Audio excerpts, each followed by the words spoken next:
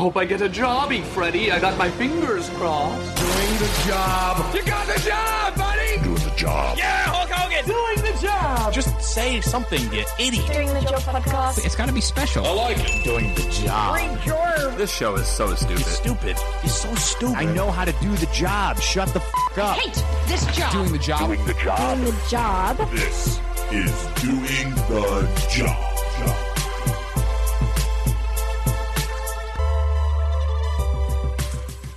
Top of the hour, coupled at you, doing the job, wrestling podcast. I'm M2J.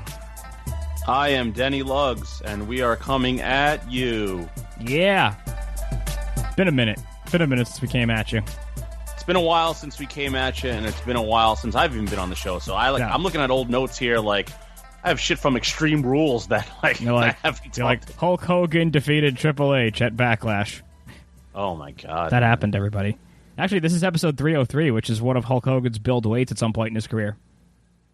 This is also, I would say, right about now would about be the 6th year anniversary for us. Actually, yeah, that's accurate. I think it was like August 9th or August 12th or something like that was when we started. So, here we are, 6 years later. Yeah. And I guess in the wake of our 6-year anniversary, we've decided to go to a less frequent format. Yeah. As the three of us are getting older and our schedules are getting more and more packed with things like, children, mortgages, all that stuff that we don't actually have. I don't think none of us have any of those.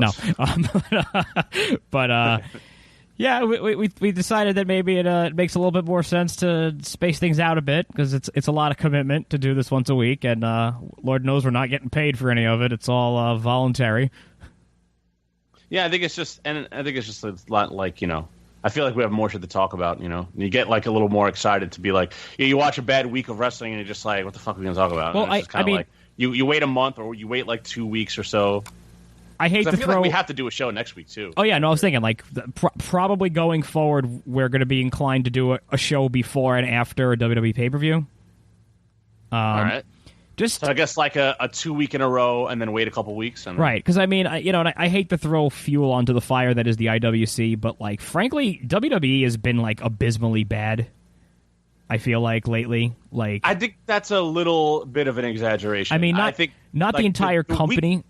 No, but week-to-week programming and storyline decisions are kind of just like not really making me that interested. Well, There's some good things going on though. It's like especially Raw. I mean, SmackDown feels like it has some life to it. Raw just feels like 3 hours of nothing every week, and it's like one of those things that you could check into periodically and go, "All right, I haven't watched Raw in 6 weeks. What's going on? Oh, this is still happening. Oh, okay." Like, I mean, I watch SmackDown. I pay a little bit more attention. Raw is just basically skim through and just see if there's anything interesting going on. Watch some major segments that are important. The thing that hurts is that, like, for the amount of time you spend on Raw, you could almost cram in SmackDown, 205 Live, and NXT. Yeah. And there's so much more quality there. Sure. And I don't even watch 205 Live. That's just a choice, You know what? If I'm home if I'm home, I'll watch it. Like, and it's one of those things. I almost forget I can watch it anytime that it's on the network because I feel like it's part of SmackDown. So sometimes I'll just be like, oh wait, I could just throw this on and watch it. There's a lot of there's just a lot of good stuff there. Just a lot of the indie guys that I love are in 205 Live, and that's where they're going to stay. Oh, like Leo Rush? Do you like Leo Rush? I love that they made him like just an annoying prick. Yeah, I don't really like him. Why not? So, I don't know. I don't know. You know who might like Leo Rush? Some things about him put a bad taste in my mouth. You're supposed to either finish that or let me finish it. Now, do you know who might like Leo Rush? That's our Sean Michael Spurge, the analyzer of analyzation. Wow, we really haven't done this in a long time, huh? No, you guys are rusty on the intro for me. Jeez. That was by design. The drizzling. I'll be honest. I haven't had time for 205 Live, and it's a shame because I'm sure there's some good stuff going on there. But I wouldn't be the right man for an opinion on Leo Rush. So he's finally he's on the roster now, and he's just an annoying little prick, and you just want to slap the shit out of him, but you can't because he runs so fast. Can't get him. You just can't catch him. You went like kind of Lewis Black there on us for a second. That's what I was channeling right there. That's exactly were you? what he was doing. You're both Jewish too, so great. Yeah. Jewish Black. Yep, like Tyler. He doesn't exist anymore. No. He doesn't. Jewish Black? No, Tyler Black. Tyler Black. Oh, okay.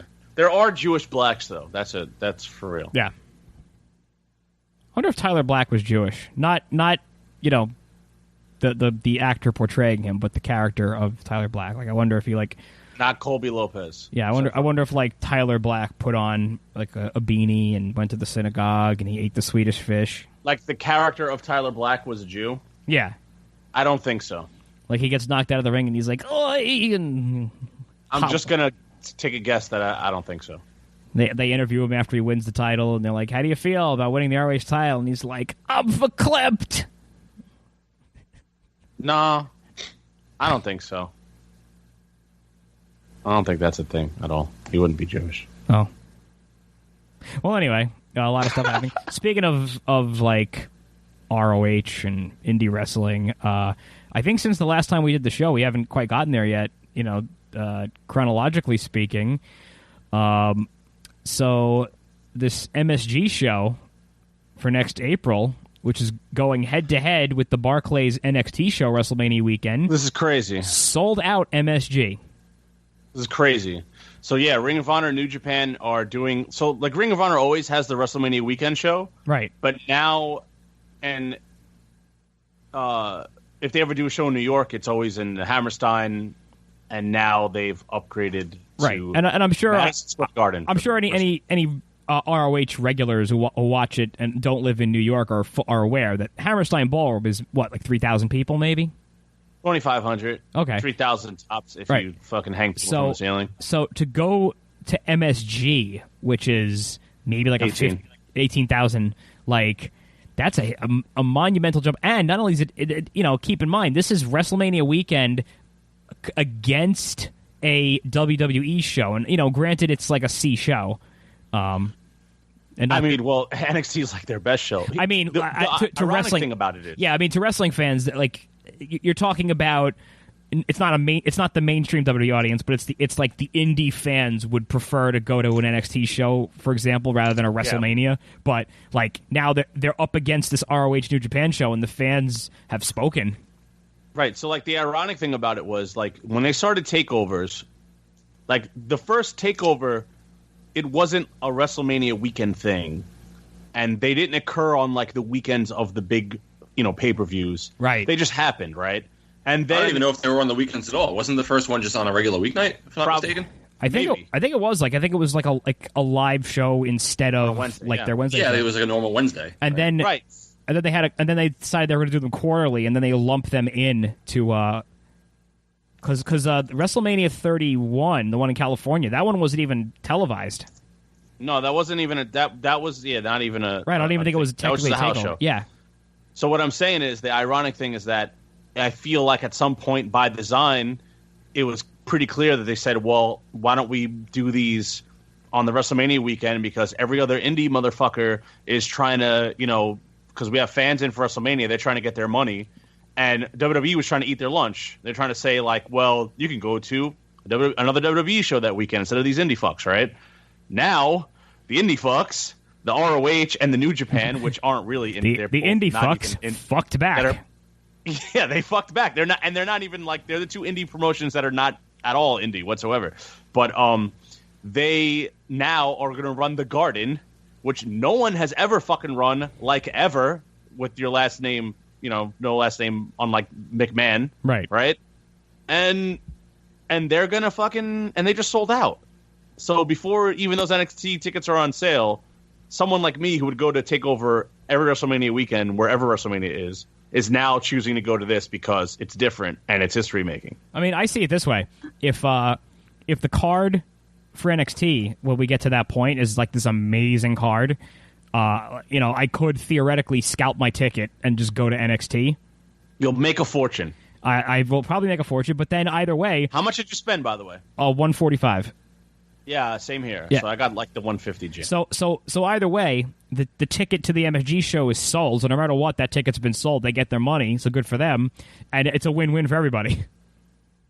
It is. Now, having said that, I mean, we could sit here and cream all over the ROH New Japan thing, and I'm sure the show will be amazing, but it is going up against TakeOver, and every TakeOver is pretty much fire. That's the problem. So, and you can pretty much put the fact that there'll be an amazing card in the bank for TakeOver. So, oh yeah, I'm sure. I'm sure the matches will be. I mean, who knows where they will be by then? Like, I'm expecting there to be some like amazing like Keith Lee versus Matt Riddle versus Johnny Gargano. And how about that Keith Lee debut in this past week? Yes, I am. And I didn't watch. I should have watched tonight's because we sat here and I could have watched it. Yeah, no, I am super excited about that. Awesome. Keith Lee is pretty cool, man. I mean, before we get to that, can we just put a bow on the fact of that whole weekend being like, man, wrestling's doing really well by the fact that like it's crazy. All these shows, like the Garden's going to sell out, the Barclays Center's going to sell out, and then the WrestleMania the next day. So we don't know if the Barclays Center's going to sell out. I mean, it probably. I mean, it hasn't been the last couple of years. I mean, they did decent ticket sales, but they didn't. I don't think they sold out. I think there was always tickets available, like close. But to this is showtime. WrestleMania weekend now, so that's what I'm saying. I keep thinking it's SummerSlam, but yeah, it's WrestleMania. Yeah. It's a big. That's a game changer. But let us not forget. So think about how many seats of wrestling are being filled by butts that weekend. Let us not forget, though, in about 2 weeks, we're going to be going to a show that is not completely, probably helped out by, but pretty much completely organized by the boys and run by the boys. Yeah. Like going to fucking All In. Yeah. That's only 2 weeks away, too. Yeah, you're right. Only 2 weeks away. And it's really just like this year is just like super huge. And fucking we're going to the show run by the boys. There's going to be the first ever for WWE all-female show, and that's going to be here in New York. So like, and tickets aren't even on sale yet, and I'm debating wanting to go to that just to be a part I of do the want to street. go to that. Yeah. So let's go to that. It's not a debate for me. So then let's go. And then I'm down. And then there's that G1 Supercard combination of ROH and New Japan running WrestleMania weekends. Like these next like half a year of wrestling events. It's just like there's a lot of big things happening. Yeah. No, it's going great. Actually, so this Friday at in Long Island City is Joey Janela's Lost in New York, and that's sold out. So right, yeah, that's the card that you really wanted me to go to. That I wish I could have, but unfortunately, work. You know, I don't really know anything about this Joey Janela. Oh, bro, I know he's gonna be at All In. I just like you guys always talk about him, but I'm just like I haven't seen anything. You gotta familiarize yourself with Mr. Janela because he's probably like the indie king right now, and he'll probably be plucked by WWE the next year. Okay. Unless he becomes like that guy that they never want because he's he's too much of a bad rep. Is he like a vulgar like kind of gimmick or? He's not really vulgar. He's done a lot of stuff in the past that he's like CZW crazy shit. I mean, so did Dean Ambrose. I know. Like I don't know if like that hinders is as much of a hindrance as it used to be, but yeah, like he's like as far as I'm concerned, as far as indies go, like I can't think of somebody that's got more juice than him right now. What about Juice Robinson? Juice Robinson is definitely up there, but I think Janela's got him beat. I mean, it's in his name. I guess, yeah, that is accurate. Yes. I mean, if you consider, you're talking about Juice. I mean, do you consider like top level guys in New Japan indie guys? Because like, I mean, it depends on are they free agents? Or are they free to roam wherever they want? Like, so let's say, let's say guys who are like a free agent type of guy, because like I know those guys are contracted. They don't really show up anywhere, but they're in ROH, who is basically like the sister company now to New Japan. They're pretty much like it's almost like being in the same. Them pool. And what is it? KMLL in Mexico? But they have a work agreement. CMLL, yeah. Yeah, I think famous. I think the oldest wrestling company in the world. Yeah, that one. CMLL. Yeah. KMLL Cincinnati. No, they like the three of them have a working agreement with one another. But I just feel like Janela is like on fire right now. Okay, so I could see like of all the guys who are like the traveled guys who work everywhere, he's the guy right now. I would think so, yeah. Well, somebody who probably had that title recently is heavily rumored, if not all but confirmed, is fucking Matt Riddle to be in and WWE. He is going to be at Joey Janela's Lost in New York on Friday night. So this Friday night. So I might be seeing him back to back. Oh, son of a bitch! When is where is that again? That's Long Island City. Yeah, Millsboro. Oh, goddamn. Well, I can't go, but it's sold out. So. Yeah. Oh well, I definitely, like I said, I can't go. Yeah, but I am fucking sold out. Really looking forward to that. Goddamn motherfucking son of a bitch. Yep. But speaking of New Japan, can we talk about New Japan right now? Because it's they are completely on fire, and I talked about Dominion the last few times I was on. Now let's talk about this G1 tournament, which is a 19-night tournament, and it's just a lovely thank you so much for your New Japan World that we have this trade-off agreement with our various streaming sites with my WWE Network and your New Japan World. Right. We got it. Hey Sean, could you like subscribe to Power Bombs? Then we have all three. Yeah, throw something into the mix, Sean. No, like for real. Yeah, like no joke. Like can we just like swap these three? Threat? Yeah, sure, no problem. That'd be amazing. All right.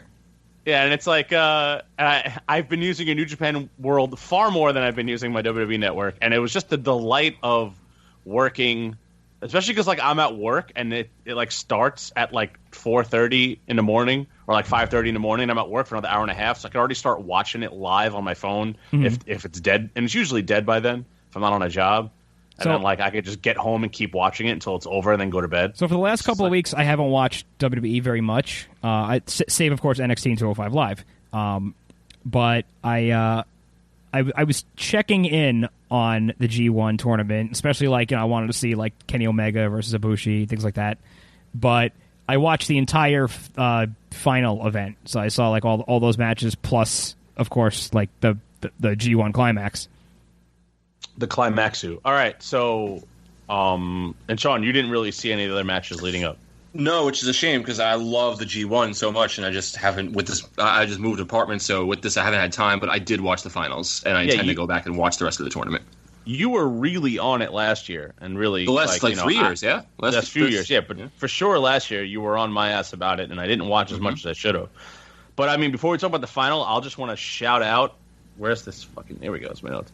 I watched a lot. Sabre Jr. and Ibushi, Omega, Naito. I'll skip a couple.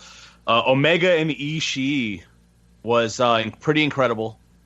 That very hard hitting. Omega fucking got his lip completely ripped open. He was bleeding everywhere in the last moments of the match. The Yano and Ishii always has like solid matches like that. Just really hard hitting. Yeah, strong style. Yeah. Yano and Omega had another funny one. But it was like not as stupid, but it was really good. And then like the last two nights in particular, let's see, like or rather the Naito or the second to last night in Budokan, Naito versus Zack Sabre Jr. was pretty fucking awesome, and Omega versus Ibushi, like damn near classic on its own, and then obviously the final match, which is the one thing you guys both saw. Tanahashi and Ibushi. And like I said with Omega and Okada, about like I saw that and I'm like, wow, that might be objectively the greatest match I've ever seen. I came out of this match just totally amazed. Like that's one of the greatest matches I've ever seen in my entire life. Like that fucking final. I wasn't that high on it. Like it was definitely an entertaining match. I've watched it like 4 times now. Wow. Yeah. They had a really good match like was it 2 or maybe 3 years ago on like night 1 of the G1, which was really awesome too. I actually thought that match was kind of better than this one. And this match was great. Don't get me wrong. I'm just saying, nitpicking. I thought it was one of the better matches I've ever seen. So okay. I don't know where it ranks exactly just yet, but like it's just really. It was definitely a quality match. It's definitely really good match. Definitely not the best match objectively the best match I've ever seen. Well, no, I'm not gonna go that far. I think it's definitely one of the best matches I've ever seen. Like I will say without certainty that like. I think that Omega and Okada is like the best match I've just ever seen in my life. Like that's just me. The most recent one you're talking about from Dominion. Yeah, from Dominion. Like I haven't watched it again because I'm afraid to watch it again and think less of it. You know what I mean? Like I'm just holding off on doing that for a while. I rarely rewatch matches. Like I haven't like the last like 15 or 16 years. Right. Any match that I've come across and I've said, "Wow, this match was amazing." Like I don't watch it again, and I mean, like I literally for only the second time in my life, a few months ago, watched The Rock and Hulk Hogan at WrestleMania X8. Holy shit! I never even watched that like 5 times. See, I never watched it a second time. I just was like, you know what? Like, I'm just going to preserve my memory of that. That was a great experience. Like, still awesome. Yeah, agreed. I've never rewatched it either. It just, for me, it was what it was in the moment. And I probably will rewatch it at some point, but I'm with you, Matt. Yeah. I seldom to ever watch any event we go to live now. I almost never watch it unless I find out there was some story being explained, or like some kind of ring banter that needed to be heard, like right, like the Hell in a Cell at was it WrestleMania 28 with Triple H and Undertaker. Yeah, How right. apparently there was a lot of banter between them all. I'm the total opposite when it comes to that. Like I don't always like to, like, this Tanahashi Ibushi thing is like a rare exception where I was just into something so much I just wanted to watch it a few times and just like really pour over it. But I usually don't try to watch something and space it out, then watch it again when I get like a hankering for it, so I don't like wear it out in my mind. But especially when we go to a live event, I immediately try to watch it over just to see it from the production, how it came off, the commentary. Like I think I like going live is like half the experience, and I want like the rest of it when we get back. Yeah, I agree with you, Denny, on that one. I do like to watch it back.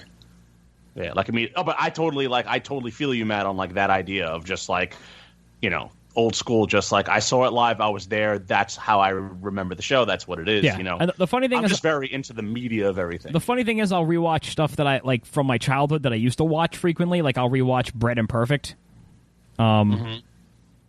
Like I watched those matches like dozens of times, but like there's probably a certain nostalgia to that. I think that's why. Oh, definitely, yeah. But Bred and Perfect is it's great, but it's definitely better with the nostalgia of like seeing that then and thinking it's amazing. Mm-hmm. When it's kind of like we've seen so much stuff that totally like obliterates that, blows it out of the water, but it's like that's still great, you know? It's still fucking great. Speaking of nostalgia, like everybody died in the last like 3 weeks. Fuck yeah. Yeah, Nikolai Volkov, Grandmaster Sexay, Brian Christopher, Brickhouse Brown, those three on the same day. Brickhouse Brown on the same day, and then just what was it, 3 days ago, we lost Jim the Anvil Neidhart. Yeah, and you know what? And it wasn't even like fucking. I was just like, I saw that he died, and I said, "Here's another guy." You know, I know he had problems with drugs and alcohol and stuff like that, but like, I figured like, oh, what happened? Like, you know, cardiac arrest, yada yada. But no, he just fucking fell and hit his head. Like that's it, man. So you know, sad. Yeah, it sucks. It's so fucked. Like he could just be alive. Like Warrior was gonna die. Like Eddie was gonna die. You know, like their shit failed, and there was nothing you could do about it. Like after all the fucking damage they did to themselves, but he like could have just not fell. You know, like it sucks. It sucks, and it's like, you know, he's another one. He's on Tuesday Night Titan a fair amount. And they do like a dating game segment with him. It's just like I can't believe fucking Jim the Anvil Neidhart's not with us anymore. It's like that's a tough one. That's a tough one to swallow.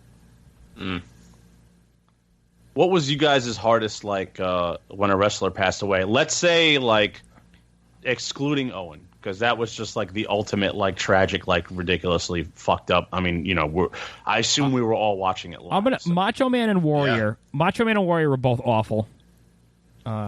I remember I was still in my hotel. I stayed in New Orleans a couple days after Mania, and I was about to like, Sean and I were going to hit the town one more time and just like go out there and just, you know, find a place, hang out, meet up with a friend I have down there, and I got a text, Warrior's dead, and I was like staring at it. There was one of those, you know, those moments where like you're reading plain English and it's not making sense to you. Yep. Like your brain is like, nope, try again, and you're just like, Warrior is dead! ! And you're like, no, that can't be right. And then like went on WWE.com, saw they confirmed it. Triple H had already tweeted about it, and I was like, then I had to like break the news to Sean. I'm like, all right, buddy, sit down. I'm like, we're not going. You had to fucking tell him. And then, like we just stayed in a hotel room and like ordered like a ton of room service and just ate ourselves into a coma, and we're just like, okay, so that we literally just saw this guy last night. Like we just saw him in a ring last night, and he's dead. And Macho Man was also a strange one because the night before Macho Man died, I was also with Sean that night, and he went, hey, you know, a wrestler hasn't died in a while. And this was actually only a few days off. He fucking said that shit. And this was only a few days after Larry Sweeney had died, And I was like, I forgot about Larry. And he was like, it was like, what about Larry Sweeney? And he was like, yeah, but like a really famous wrestler hasn't died in a while. And then like literally less than 12 hours later, he texted me and he's like, I think Macho Man's dead. So Sean killed Macho Man. Holy shit! I want to never forgive him for that. But Macho Man had a job to do. He had to stop Jesus from coming back. He did. And you remember we had a pizza adventure that day. That was our Staten Island pizza adventure. Yeah. We did, and it was he died that morning, and then Sean had the Macho Man figure with us. Yeah, we brought it with us. Yeah, for the Staten Island pizza adventure. Yep. But fuck, man. Yeah, it's hard for me to decide between like I feel like between like Eddie and Piper. That doesn't matter. Like Warrior, yeah, it sucks because it seemed like he was, I'm not that like attached to Warrior. He's still a human being, and it's sad. And obviously Macho, like I fucking love Macho Man, and that was fucked up. But like Eddie was like someone who I loved, and we were seeing every week. So like then he was just gone suddenly, And that was fucking rough. I found out from Eddie from you. You called me and left me a voicemail. I was at work, and I just checked my voicemail like later in the night. I was still at work, and you were like, "Hey, I just want to know what you thought about this Eddie situation." And like that was like all you said. And I was like, "Wait, Eddie? You didn't specify that he died. You just like were like, oh, this Eddie thing." And you sounded really. I just assumed you were abreast. And I hadn't been because I was at work, and at my old job, like we were cut off from the outside world when we were at work. So I immediately like crept away and like checked what happened, and it was like Eddie Guerrero dead, and I'm like, fuck. Yeah. Yeah, I think that one, I would probably list that as the hardest one because, like Denny, to your point, like you just said. Like, he was active on TV like every week, and in such a great spot in his career too, like professionally, and I think that's what makes that one so much more difficult. My personal opinion than some of the others because at least they had been away for a while. Now Warrior, of course, is a special example, just coming back, and then all of a sudden, Macho Man had just started reconciling with them at that time. Like he started. He did a commercial. He appeared in the commercials, yeah, and that was like not too long before like all that happened. I mean, you also got to say, it's so hard to say it now, but like at least at the moment it happened, Benoit, because remember, like for like quite a few hours. It wasn't known what happened. Right. So it's just like Benoit's dead. It's like holy crap! And then of course the next day everything crept out. Yeah. But we initially, we thought that it seemed like something had happened to him, like he and his family were murdered, and then it turned out they were just by him. Right. For a while there, for that whole day, we thought that it was something just an awful tragedy that was different from what we found out it was. So that was kind of tough too at the time. They even had the tribute show for him that night. The tribute show to him, and I think they also announced that night that they were like nixing the. Because that was the Vince McMahon dying storyline where they got rid of that. And I think like they announced that like they just weren't marching forward with that. I think Sensational Sherry had died right around that same time too. Like I think it was very close. I'll check that one for you. Okay. But yeah, even with all that being said about Eddie, I still like gotta just edge it out to Piper because like even though he wasn't there every week, but he had his podcast. Yeah. And I was listening to him every episode and just hearing him just like in his older age, just being like just super sweet and super nice. And just he was just, I don't know, man, I can't describe it. And like just what he meant to me, like that was like my first ever favorite wrestler, like as a kid. It was like him and Macho and Jake. They were like, and of the three of them, the one who like I feel like I think is the best person, like, the nicest guy, like it was just Piper, after all this time and like learning about these people. And it's just like, and then again, listening to him every week on the podcast and just like, it's like having like this nice uncle that's in your life that talks to you once a week, and it's like, and then he was gone. It was like, I was really, really sad. Like one of the most like upset and sad I was for like someone who wasn't my own family, Heenan, like, not that it was unexpected. He was in pretty bad shape, but it seemed like, that was a sad one. Nikolai Volkov a couple weeks ago, that one bothered me. And that was just last week. Yeah, like I actually got to meet him like years ago. Yeah, and spoke Russian with him very briefly. Like from anyone who's ever spoken about, I've never heard anyone say anything bad about Nikolai Volkov. Yeah, you don't hear anything bad about him, but like never, he's just like that just I have a lot of nostalgia for him. Like he was basically like the evil Russian during the Cold War. Like, yeah. If Sheiky Baby loves you, then you know you're a good brother. Yeah. By the way, Sherry, not 9 days prior to Benoit. Yeah. So I remember like that was like there was like 2 deaths like very close to each other, and it was like, all right, Vince, maybe you want to not do a death storyline. Yeah, pretend death. Yeah, because the shit happens in real life. Yeah, pretend death is not. Don't do pretend death. You know. I mean, you could do it. It's just like, I don't know. No, I mean, like it's one of those like it's like the same thing with any movie or any fiction, where it's like you establish the rules and then that's it, right? Where it's kind of like, yeah, this is kayfabe, but it's still like real people in kayfabe. Yeah, like we have this like way in our head of just the rules of wrestling, and if we ever question something, it's because it just seems like it just doesn't fit in the rules. Like, you know, Al Wilson dying and Vince McMahon blowing up and we all know he's not really dead. It's like, just maybe steer away from that kind of shit. You know, Lucha Underground, you set the rules. This is total fantasy, like ridiculousness, right? Yeah. So people could die, be resurrected, and you're not supposed to buy it like it's kind of real. You know, kayfabe is still like, we know this is not like really what these people are doing, but it's still supposed to feel kind of real in a way. So maybe don't like put a guy in a fucking glass case and fill it up with concrete. You know, shit like that. Yeah. That's all I'm saying.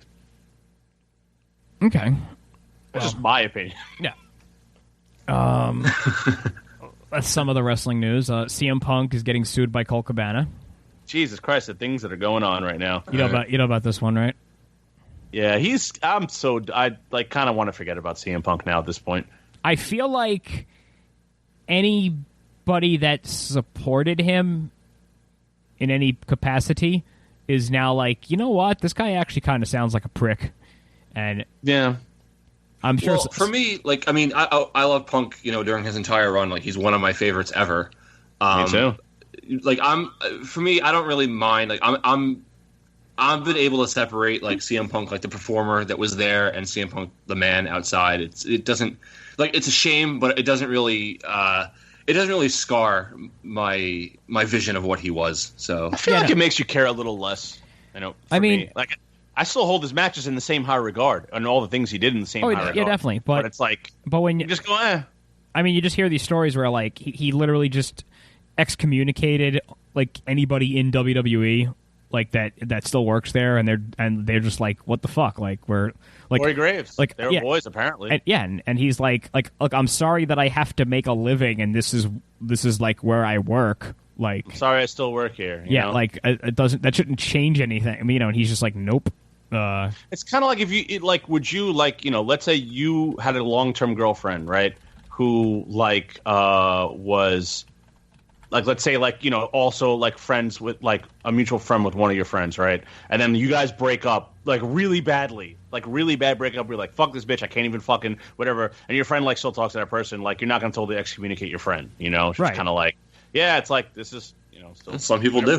That's between you. That's between y'all, Some people do, yeah. And it's kind of like a bitch-ass move, But I mean, like, you could also, like, address it, and it sounds like Punk didn't ever even address these things with these people. He just was like, fuck you, we're done.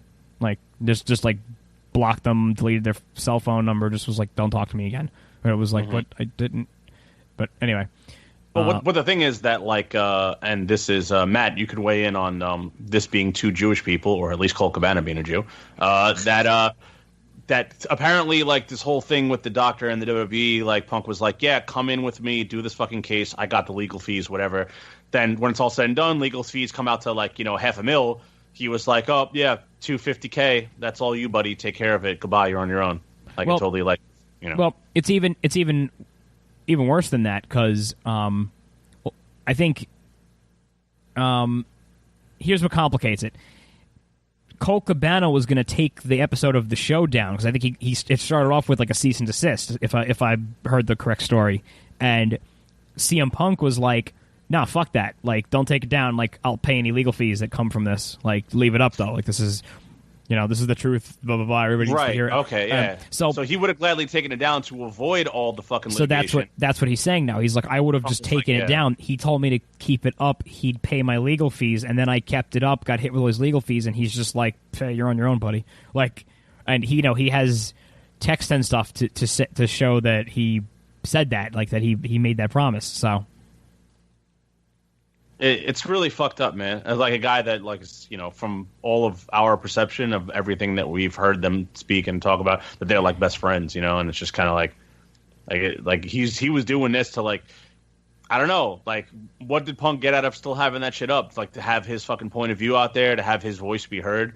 Punk said, "Hey man, I want my opinion to be heard out there. I'll put it on my fucking shoulders, whatever fucking consequences." And then he just says, "Oh fuck you," and just fucks him over. I mean, it's just total scum. If this is all true, Right? You can't do that though.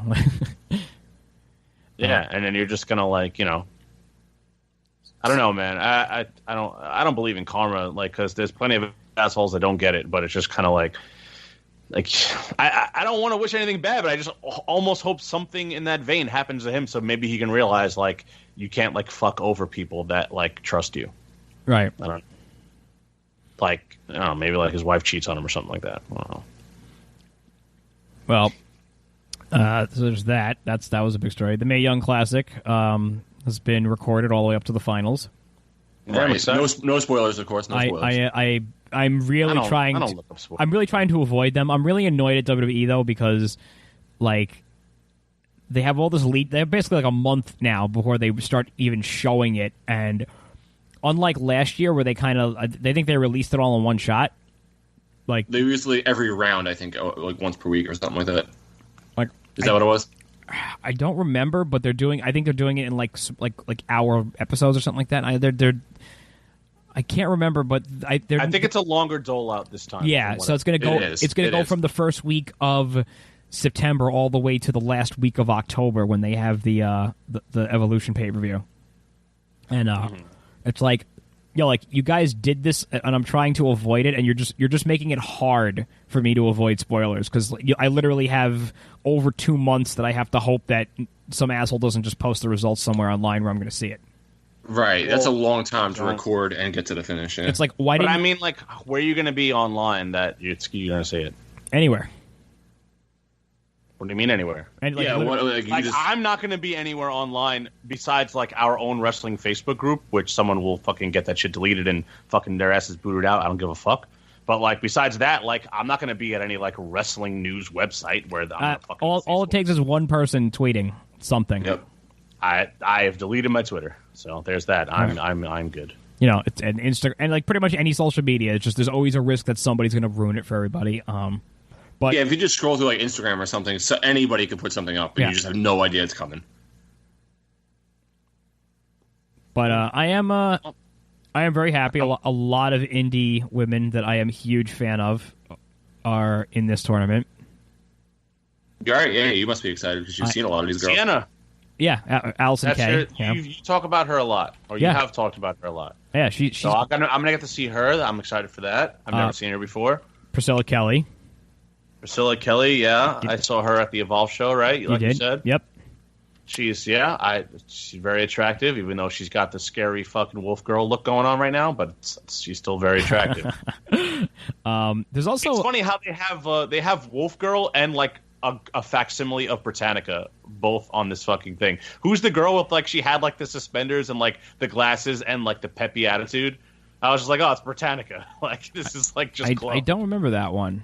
Yeah, I don't know. They were doing the parade of bitches. Yeah, I'm sorry. That's not nice. You can't. That is.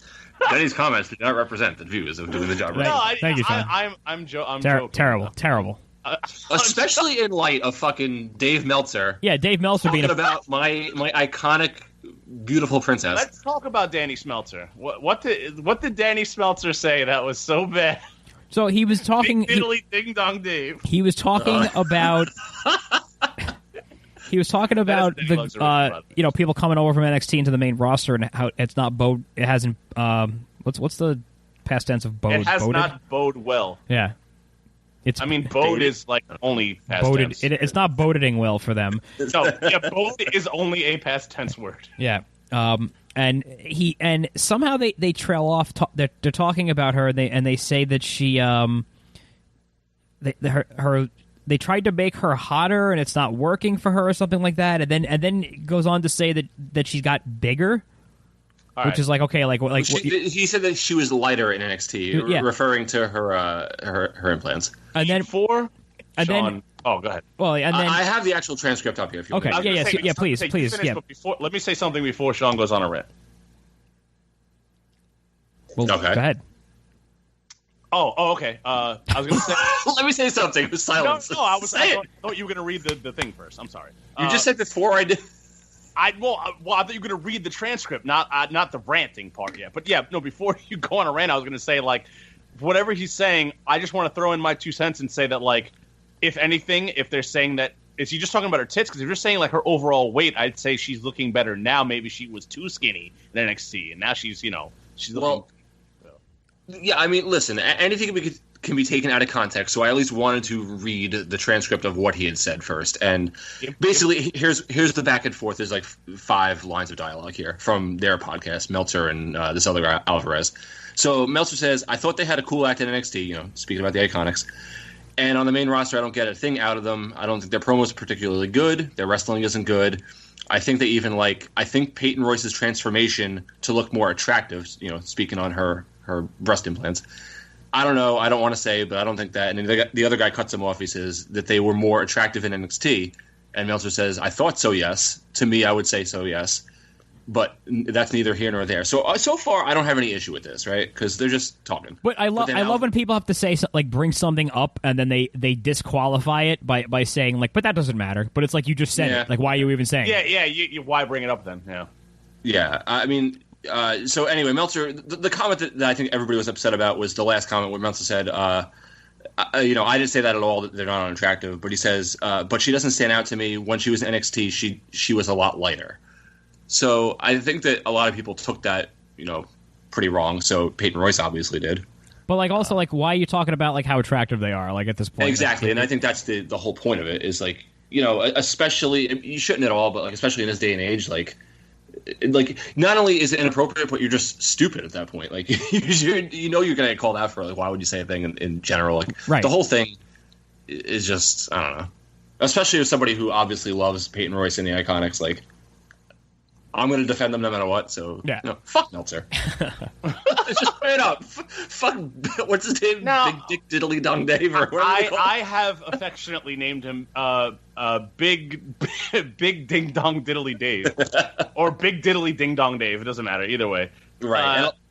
I was gonna say a lot of the WWE roster totally trashed him after this too. Yeah, I mean, look, he deserves fucking slag, right? For saying some dumb shit like that. I'm not just gonna say fuck him. It's just kind of like I like listening to Dave and listening to analysis. I don't agree with everything he says, but fuck him for saying that. But I'm not gonna totally dismiss him like you don't ever know what he's talking about. Like some people are like, oh, he's a total fucking whatever. He's a fucking jabron, ham and egger. Like he never knows what he's talking about. Well, I mean, he's really not accurately correct most of the time, but he somehow has this reputation of being like he kind of just makes stuff up and then Matt, can you be less accurately correct to sound like you? Yes. Because that's like something you would say if I said what you just said. I mean, here's the thing. I mean, listen, he didn't say the worst things in the world. There are far worse things that people have said, but he's not at the same time he's not denying the Holocaust here. He just fucking made a stupid comment about it. He made a stupid comment, and it's just that, it's one of those things, especially when you have as high a platform as he does in the industry, sadly enough, you just have to be more aware of what you're saying. And I think the funniest, so there's a lot of backlash, like I said, from the WWE guys and girls, but my favorite one was just simply from Seth Rollins. 6 stars, Dave. Seth has been fucking hilarious on this. Yeah, good one. So, but yeah, so the Mae Young Classic. I don't know who the suspender person you're talking about is off the top of my head. Maybe it wasn't suspenders, but she came out with the glasses and she had this really peppy attitude. Oh, now, go ahead. No, I was gonna say, as you guys discussed this, so last year they had this whole introduction to all the girls in the ring and everything. That hasn't aired on the network yet, has it? Is that that's what we're talking about. Yeah, the parade. Yeah. Oh, so it's actually up on the network right now. Okay. I said the parade of bitches. God damn it, Denny! I don't, Dave Meltzer. Yeah, you guys should start your own podcast. I don't mean it. I'm not trying to side with Danny Schmeltzer on this shit.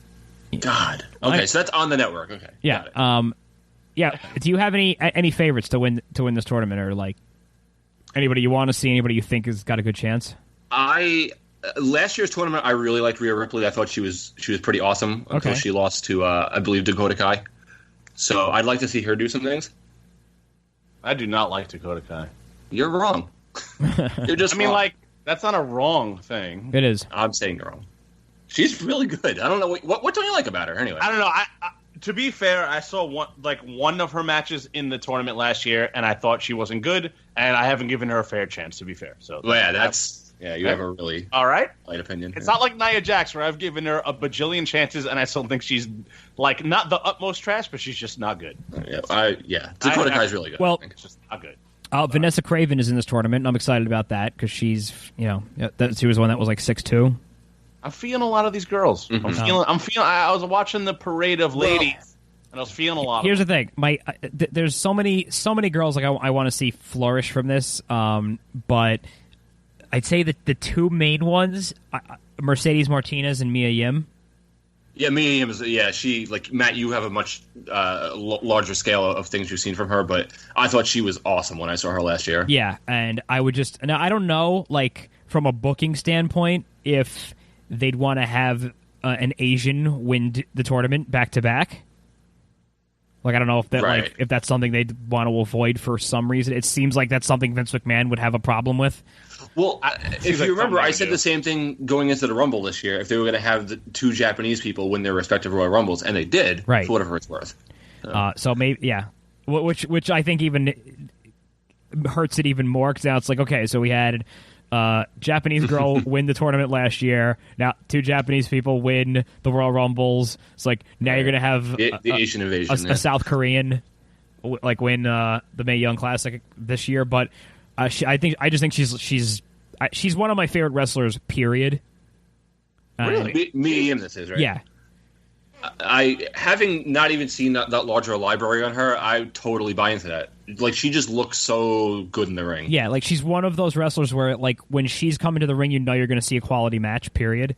But then Mercedes Martinez is in the tournament again, and I feel like she's older. Like she's closer to like our age at this point. She's been wrestling for a really long time. It's like I feel like this is a good opportunity to really just put her over and maybe even take her into the WWE with some steam behind her.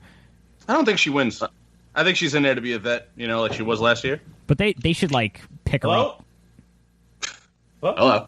Oh, they dropped something. I thought someone was knocking on my door. Yeah. Well, I think that it looks at least as if one of the big differences between this year and last year is that, like, last year there were a lot of quality. There's a lot of quality talent in there, but there was also a lot of really new talent that they just wanted to showcase because it's like, look, we have a girl from India, we have a girl from China, we have a girl from Brazil, and this year, not that I've seen a lot of them, but like it at least seems that they've all kind of been traveled around and there actually are veterans in the business.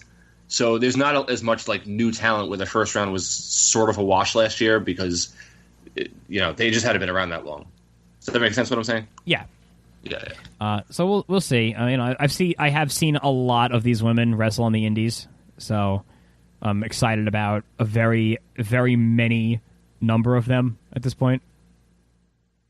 I mean, I loved last year's tournament, so I'm very much looking forward to this year. I do really want to see somebody somewhere get a picture of Priscilla Kelly and Paige next to each other because they get compared all the time because they have a similar aesthetic. Yeah, I haven't really seen Priscilla Kelly like in the ring, but just from like pictures online and stuff, I see it. Black hair and pale complexion. I like that Paige. I've even seen at the last Shimmer weekend I went to, Hiroyo Matsumoto was there when they had the Joshi girls for that weekend, so I saw her a couple of times, and she's pretty lit. So, fam, she's lit, fam. 7'5", yeah, lit, fam. And did you see the girl Ariel Monroe? I think she was one of the first ones to come out. I saw them all. I mean, I can't like think of her on the top of my head. Yeah, that's she's a couple with Cedric. They're like a thing. Oh, yep. Oh yeah, right. They're married, aren't they? I think they're either married or they have a child or both. Who else is in there? Madison Rayne. She's been in TNA for like forever, hasn't she? Hadn't she been, or is she gone for a while? I don't think she left TNA a while ago. Yeah, she hasn't been there for a while. She has been wrestling in Shimmer for a couple of years now. Also, Deonna Purrazzo, who did a bunch of NXT and is the girlfriend of Marty Scurll. Well, she's in Like, yeah, she's in that new class with Keith Lee in them. Yeah, but right, so yeah, that's awesome. And but also Caitlin's back. Y'all, she looks so good. God, she looks so good. What do you All right, Dave Meltzer. She got the midriff. I thought she looked lighter when she was in there the last time. Actually, she was not lighter. She was like super fit right now. Jokes. Good lord. Yeah. Tony Storm from last year is back. She was pretty impressive, I thought. Yeah, I think she may win it. I think she might win it. Yeah, I think so. I'd say like she's definitely gonna make it to like the semifinal. I don't know. We'll go from there. I don't, as much as I love Priscilla Kelly, I think she's still a little bit on the green side. It hasn't been in I mean, she's only 21 years old, so like, I don't think she's going to leapfrog a bunch of these like more veteran wrestlers. Yeah, that's a negative. Like, you never know, but I think she's with Darby Allin, Denny. Oh, but like, right. So she was the valet for the other guy, but she's with Darby Allin, right? You were telling me that at the yeah, but in Evolve, she's Austin Theory's valet. Mm-hmm. Austin Theory, yeah. Yeah, they were both pretty good. Yeah, Austin Theory's, they're both going to get scooped up at some point by WWE. Austin Theory, I mean, he looks like he's like custom made for WWE. Yeah, he's a WWE guy for sure. Yeah, he'll end up in 205 Live doing the job to fucking Grand Metalik or something like that. Oh, jeez. I don't know. That's the thing that fucking always scares me is that like I'm gonna fucking watch Keith Lee like get on the main roster and like lose like a 6-minute match to like fucking one of the Authors of Pain or some shit. I know, and the difference is like from some kind of like Mark saying like Keith Lee has got to go in there and run the table, but no, it's like he doesn't have to beat everybody in the world, but he doesn't have to be like a fucking somebody who's really talented. He doesn't have to be a fucking Jabronsky, Yeah. Mm-mm. Like do something interesting with him. He can win, he can lose, but like we like name a guy recently that we were like super excited for, and it's just like a total fucking ham and egger. That's pretty much any indie guy that goes to WWE. Once they reach the main roster. Not every. I wouldn't say every, but yeah, there's been some guys like, especially with like the whole NXT call-up rate of people like being totally fucked. Oh, if anybody from NXT, pretty much, like, I mean, I can't say anybody, but like a good number of. Yeah, I mean, more recently, they call them up and they just don't do anything with them because I think now the roster is so stacked. Like Bobby Roode. Yeah, I mean, you just mentioned the Authors of Pain. Them two. Bobby Roode and the Authors of Pain, they're not jabrones, but they're not really doing anything interesting. So, what's up with that? I wish I had an answer because I mean, it's just like what are they doing with them? They're just kind of in this holding pattern where nothing happens. They were first of all they debuted and they weren't on the show for like how long? Like did they not even like make an appearance? Oh, the Authors of Pain? Yeah, they went out there for like 1 or 2 weeks, and then they were just gone for a while. Now, I mean, I don't know if somebody was nursing an injury or whatnot. And they had these things where like they invited every tag team to like they had like a battle royal or something like that to determine the number one contenders, and like they weren't even involved. And it's like, what are you doing? Yeah, I mean, they just called up Sanity. They're like not doing anything, right? And now the Revival is in a feud with the B team, sort of, and it looks like they're probably if there's ever a time to drop the straps to them, it's going to be this. So it's like you've got a heel tag team with the titles after this happens, and that's going to be sometimes going to have to elapse before we get a face tag team and then a heel tag team again. Right, yeah. I mean, just go back to Sanity for a second, though. I mean, that's, to me, what happened on SmackDown this past week is kind of the epitome of, like, you get called up to the main roster and, like, you ain't shit. Like, they had Sanity in a match against New Day, and, New Day, of course, has the title match at SummerSlam, so, they're going to win the match, but specifically, the end of the match who took the pin, like, Killian Dane was, like, a monster in NXT, and it looked like they might book him as a monster for the first, like, week, when they called up the SmackDown, and like he out of the three of them, he's the one who just ate the pin, like no problem. Mm-hmm. Got scooped up by Big E, like with no effort whatsoever, which impressive and all, but like that was just poor decision making to me. Like to have him be the one to take the pin. They put him in that jobber fucking singlet. I don't know why they got rid of his look with the kilt. Yeah, and remember these motherfuckers. They came up their first night. I think like they beat people up, and then they had a match and lost. Like they lost their first fucking match on the show. Right, and I mean, but not only that too. Like they ended up winning that feud with New Day on like the pre-show last pay-per-view. What was it? Extreme Rules. It was a tables match. And well, whatever. Either way, they still beat the New Day in whatever match they were in. But somehow, like in like just the way things are booked in WWE, they beat the New Day the last pay-per-view. Yet New Day is the one with the opportunity for the titles. Yep. Because of some like stupid tournament. Like because by virtue of that, like New Day shouldn't have even been in the thing. It should have just been like Sanity versus whoever, and then number one contender. Like. Yeah. Otherwise, like that match doesn't mean anything, basically. Nope. That's a whole other argument. So. Yeah. Maybe matches meaning things, you know. Maybe they'll surprise us. Maybe Brock Lesnar will retain the title. No, he won't. Oh God, please no. And then let's talk about this shit now. And then Matt Riddle will debut on Monday Night Raw and then just be the new champion. It's not gonna happen. Imagine that happens. I wouldn't want that. I wouldn't want that to happen. That'd be great because he's like an MMA. No, it wouldn't be. No, it wouldn't be. I think it'd be wonderful. We're just gonna have this guy who, like, a portion of the audience is gonna know, just come in, and be like, "Hi, I'm the guy," and I'm a barefoot guy, and he just beats Brock Lesnar. You know what? Like if you don't know who he is, if you don't know who he is, fuck you. You should be watching wrestling. Just go home. I'm just saying, you know, that's all right. That'd be really bad booking, and if it wasn't a guy that you liked, you'd think it's really stupid. But it is a guy that I like, so it's not stupid. Yeah, but no, you're having a clear bias. That's fine. All right, I just want you to admit that. I'm not a professional. I can have bias. I want you to admit that. But all right, so I don't even know if we did the show since Roman Reigns became the number one contender. Probably not. But Roman Reigns is, and like there's stuff that happened on Raw and SmackDown to build SummerSlam, and I want to talk about this Roman Reigns thing because they totally fucked it up. Clearly. So, yeah, well, first they did a whole thing where Brock Lesnar was at Raw, but he wasn't actually going to appear in the arena with the audience. He just was like, I'm here. That's it. That's all I got to do. And Kurt Angle, which I don't understand this in storyline. Like, who does he get? Does he not get paycheck from WWE? Like, he only gets a paycheck from Brock Lesnar? Like, basically, Kurt Angle told him that if Brock Lesnar doesn't appear, that his contract, Paul Heyman's contract, is terminated, but then they tell us in no uncertain terms later in the night that Paul Heyman works for Brock Lesnar. So it's like... Yeah, well, the writing doesn't make sense. Sorry. Like so finally, he goes out there, and he's like, Brock's not coming out, I'm sorry. And then Brock comes out, he attacks Kurt Angle, punks out Baron Corbin, and then he gets physical with Paul Heyman, and they make it look like, are they going to do some shit here?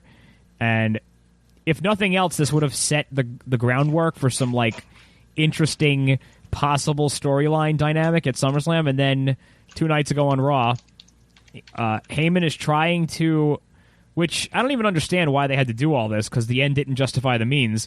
He's let's get to that. Trying to recruit Roman Reigns, and then he pepper sprays him, which by the way, so the script to Raw leaked out earlier that day, so I had it up and I was like, all right, well, we'll see if Paul Heyman actually pepper sprays Brock Lesnar or Roman Reigns. And he did. And I was like, okay, the script is completely legit. I don't have to watch Raw anymore. But, yeah, but, like, why wouldn't you save that for, like if the whole plan, if all of this elaborate ruse that's been going on now for 3 weeks was just to get to the part where Paul Heyman gets close enough to Roman Reigns to pepper spray him in the face, why didn't he just do that?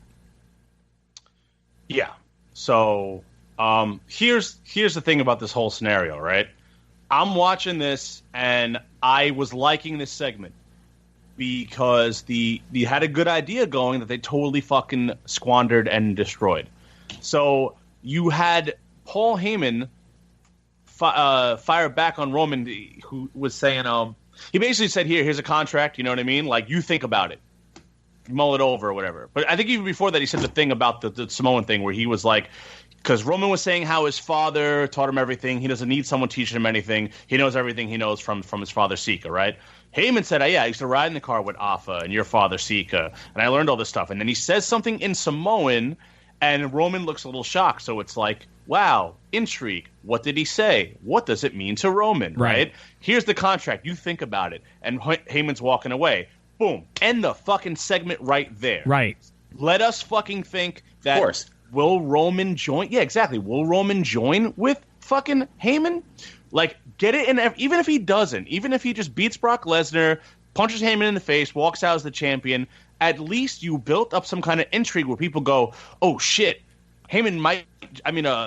Roman might just side with Heyman and cheat to beat Lesnar and then shake his hand at the end, and he's a new Heyman guy." Like, build the intrigue. And then at the match at SummerSlam, have Heyman whip out pepper spray, spray him in the face, and then Brock Lesnar just finishes him, and then that's like, oh, got him. Or to a less extent, do that or anything. But I'm saying, like, leave it there. It's like, have all these questions in the air, like, what did he really say in Samoan? What does it mean? Will Roman sign with Heyman? Will he cheat to win? Who's going to be the champion? Find out all this and more this Sunday at fucking SummerSlam. But instead, it's just, Roman gets beat down again. Like every time he wrestled Brock Lesnar going into the show. Brock Lesnar beats him down. Yeah.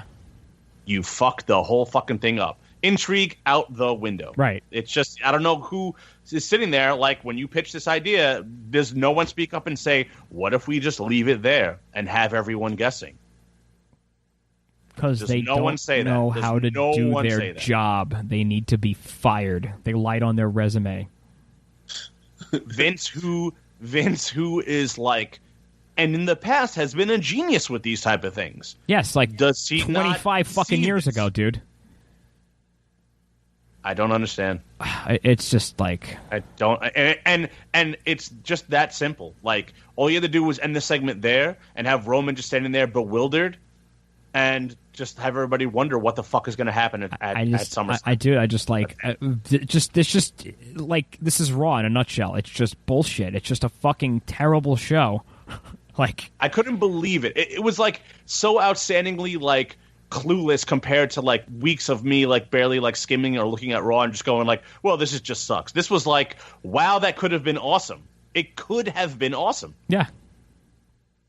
You know? And then it wasn't anymore. You didn't have to, and you didn't even have to go through with it. At least, just still have him be a babyface, but at least it would have been interesting. Fuck, man. Yeah. So dumb. I have nothing even to add to this because you guys are right. I'm usually like the resident Roman Reigns guy here, but I have nothing to add because it's true. Yeah, listen, the only thing I can hope for is that Reigns. Go ahead. I don't say, Sean, I'm asking, do you think Roman has input? Do you think he fucking speaks up to this shit? Well, I have. Does he know? Obviously, I have no idea. But my theory is this: is that Roman would have more input if he was more assertive backstage, and he's not. Now, again, I have nothing to go on with that except for just instinct. But that's what I think is true in my head. Is that he should be more assertive and say, "This is fucking stupid. I'm not doing this." Yeah. At this point, if you're gonna be the guy, like, that's the kind of shit you really need to do. Is just be like, "This is fucking stupid. Like, I'm not doing this. Fuck you." Like I'm sure. How many times do you think back in the day that like Austin or Rock or God knows we know Hogan did it. Like, yeah, we have all heard.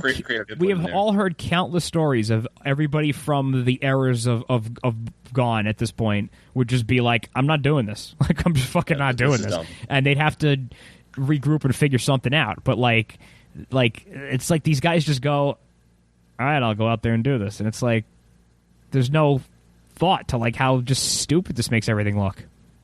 Even if you like, there's happy mediums to all this shit. Like, like Roman's like, anyone could have been like, listen, you want to beat him down again? You could have still just beat him down, but kept it still within the guise of like, maybe Brock is there and like, Heyman's kind of like walking away slowly, just looking at Roman like, hi, I said that thing in the Samoan, motherfucker, right? And then like Lesnar just pops out, like pushes past Heyman, beats the shit out of Roman. And Heyman, you don't see him leaving with Lesnar. He just walks away like he doesn't know what to do. And then it makes you think like, who's going to side with who? What's going to happen? Something, anything. Now, this is not taking away from the fact that seeing Heyman pepper spray Roman Reigns wasn't hilarious. It was fucking hilarious. Did you see the thing, by the way? I forget which website it was, but some website reported that was real pepper spray. For real? Get the fuck out of here. I don't fucking. Well, that's what they were reporting. They reported that it was like. It was like done like to make it as real as possible. Like the Roman Reigns agreed to just be really pepper sprayed and everybody replied to this news source in quotation marks and was like, if that were real pepper spray, Roman Reigns would have been gasping for air and legit couldn't breathe.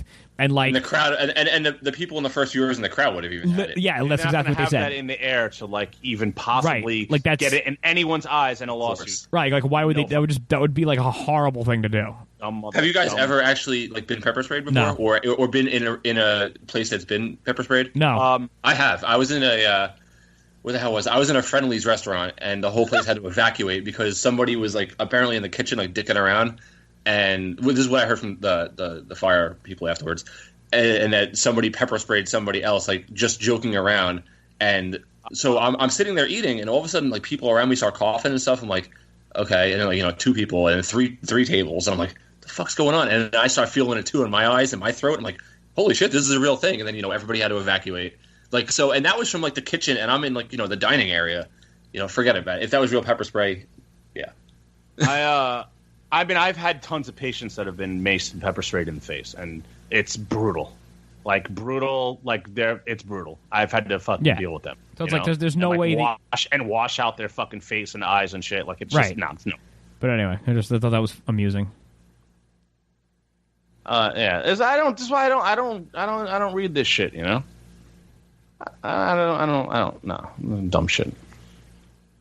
But, like, I mean, like, Raw, I got nothing else to say about fucking... Like, that's the main thing about Raw. And the main thing about SmackDown was, like, doing the total opposite of, like, I guess it's not super intrigue, but at least, like, they set it up nice with these video packages of Daniel Bryan and The Miz to make it fantastic. These were fantastic. Yeah. I mean, it's not like, there's no, like, element of story intrigue other than let's just see Daniel Bryan get his hands on The Miz. But, it's still like done and set up beautifully with telling the story, of everything else leading up to it. The Miz is winning this match, right? I don't know, man. I really don't like to sit and kind of speculate these things anymore. I just kind of want to see what happens. I think we need to have the feel good right away. I do. The hot rumor is that this is the main event of SummerSlam. Really? The hot rumor. Yep. You just said you don't read these things on the websites, and you read this. Somebody told me. Did I say I fucking read anything? This is what I was told. By who? By someone who has a reputable source. Jordan told me that there's a source that he goes to that this guy also predicted or told us about a lot of other things like main eventing in the past, like the Women's Rumble, I think it was. And yeah, but I predicted that myself just by not having a source. Yeah, all right, but it was a couple of examples that came true, so. All right, fair enough. I mean, listen, I'd be very shocked if this was the main event, but if it is, I wouldn't be unhappy with it at all. Something along the lines of, and they say, like, oh, same thing with, like, the WrestleMania 33 deal about, like, Brock and Goldberg, where this match is not going to go long, and it's going to be a wing, bang, boom, which is, like, if that's the case, it's good to hear. Because we all saw what happened at WrestleMania. I don't want to see this match. You do or you don't? The Brock Lesnar and Roman Reigns. Oh, yeah. I thought you were talking about the Miz and Bryan. Okay. Yeah, no, that's gonna be fun. I'm sure the crowd's gonna be into that. But yeah. So hey, I want the Brock and Roman match that I wanted at WrestleMania. I wanted the continuation of WrestleMania 31 that I was like super excited for. Like, wow, these guys are gonna fucking tear it up. And they did not. So, that was one of my big misses for the year. Is that I thought that Wrestlemania match was going to be like a match of the year contender based upon WrestleMania 31. And speaking of which, Sean, what do you have on the list of thus far? Now that we're in August, because I have mine. That's a great question. I don't have my my book in front of me, so I can't answer that. Remind me next week. Okay. Let me open up my book, aka my phone. Book phone. I was waiting for Matt to say put your phone down. As what I have written down as per my viewing, I got Omega versus Jericho, Wrestle Kingdom. Okay. I got Almas versus Gargano in Philadelphia. Definitely. I got the Men's Royal Rumble match. Okay. I got Ciampa and Gargano at New Orleans. I got Omega and Okada at Dominion, which is my front runner right now. Obviously, I spoke highly of it. I got Ciampa and Gargano again at Chicago. To a lesser extent, Omega and Ishii and Omega and Ibushi at the G1, but then obviously the climax, if you will, Ibushi and Tanahashi at the G1. That's what I got so far. So, I think I had some more things than that. PCO versus Walter. From where? From Joey Janela's Spring Break. Oh, okay. Yeah, that's the one. Who's PCO again? Pierre from the Quebecers. Oh, that guy. Yeah, he's an indie wrestler now. PCO, and really, he's like Walter. He's like one of the best wrestlers like in the indie scene right now. Yeah, sure about that. Yeah, you gotta watch that. All right, cool. You gotta watch that match. It's a good match. Where can I find that match? I actually just found it on YouTube, and it looks like he posted it to his own YouTube channel. All right, let's do it. PCO versus Walter. Yeah. Because as I'm doing the show, I put Walker. As I'm currently, I've been very much gathering and ripping media, matches, pay-per-views, things like that. I got a 4 terabyte hard drive. I've been kind of like doing things. That's funny. Pierre. Oh, this motherfucker. I got a 5 terabyte hard drive recently, and I moved a lot of my stuff onto it. Yeah, I've been 4 terabyting. I got movies. I got TV shows. I got things, man. I'm loaded, bro. So did you guys see? Did you guys see the special WrestleMania 34 weekend? That's the one. Joey Janela Spring Break 2 in New Orleans. Yep, I was there. Why does this match just start right away, like in the middle of the match? I don't know. I didn't cut up the video. And... so is this it? This is your match of the year so far? That's all you got to say? Yeah, that's it. This match. Done. So, did you guys see the very special guest on Monday Night Raw this week? I'm talking, of course, about the Bat. Oh yeah, I saw the clip of the Bat. So I saw this. Around. I saw this happen live. What I saw it, something looked like it flew out of the audience as if somebody threw something toward Ronda Rousey, and then I saw the thing that flew out of the audience kind of just kept flying and then went a different way, and I was like, "What the fuck is that?" And then they cut up a close up of Ronda Rousey at some point, and she's mouthing the words, or she probably said it, but the mic didn't pick it up. Was that a bat? And looked very confused. And she was like, "Oh fuck!" And it turned out there was. She's probably thinking, "What the fuck are these WWE idiots doing in this storyline here?" It turned out there was a fucking bat. Like, I guess it was an Ozzy concert. All of a sudden, maybe next door. That must be the explanation. Like, what else could it be? Yeah, it's crazy. At Greensboro, North Carolina, where both shows were. Oh, Sean, I thought of you today. Thank you. Somebody posted like, thank you. If there was episodes of Seinfeld today, like some things they could do. I love these theories. Yeah, it was like these are great. The modern day pictures of that, like it's Jerry's dating a girl and her Wi-Fi connects to Newman's Wi-Fi automatically. Yes, I've seen that one. Yeah, those are funny. Yeah, yeah. Like George shows somebody a picture on his phone and she starts swiping like through his pictures. Like just it was all shit like that. Kramer starts Airbnb-ing his apartment, but he sleeps out in the hallway. Yeah, I've seen these. These are really good, by the way. Some of them are really inventive. I don't remember all. I've seen this whole collection. Yeah, yeah. It was a lot of like, hey, that's a great idea. These are great ideas, and they can make it's amazing. Seinfeld's so great; they can make an entire new series from it, just because of a new era we live in. I'm telling you, when the gimmicks of today. It hit me how powerful Seinfeld was when there was a day I was with a bunch of people. We went through a drive-through and somebody needed like a little bit, a few extra dollars to like get something like to meet our total, and I handed it to somebody, and then they handed it to the driver to hand to the cashier, and she thanked the person that I initially gave the money to, and I had to like I totally went into George Costanza mode, and I'm like, big salad, I was the one that actually paid.